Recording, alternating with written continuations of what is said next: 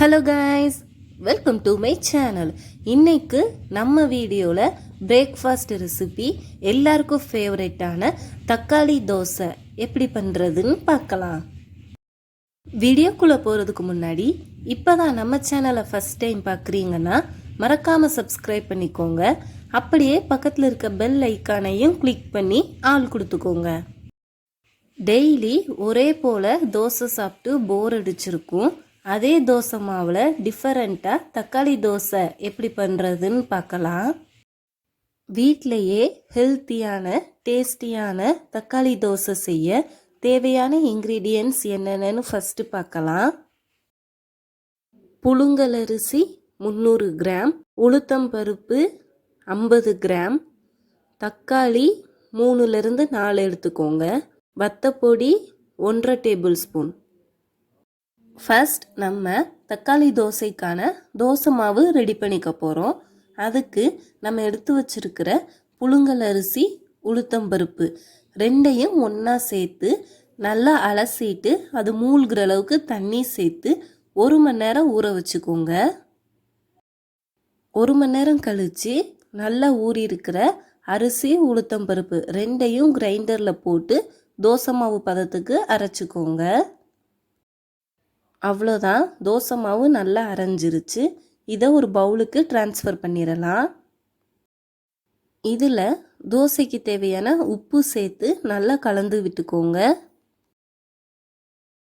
தக்காளியை சின்ன சின்னதாக கட் பண்ணி மிக்சியில் போட்டு தண்ணி சேர்க்காம மையாக அரைச்சிக்கோங்க.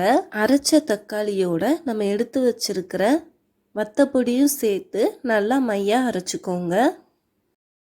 தக்காளி வத்தப்பொடி நல்லா மையாக அரைச்சிட்டு அதை தோசை மாவோடு சேர்த்து நல்லா மிக்ஸ் பண்ணிக்கோங்க.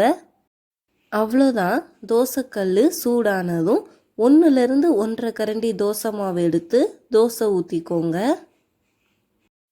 தோசையை சுற்றி நெய் இல்லைன்னா எண்ணெய் ஆட் பண்ணிக்கோங்க. நெய் எல்லா பக்கமும் போகிற மாதிரி ஸ்ப்ரெட் பண்ணி விட்டுக்கோங்க.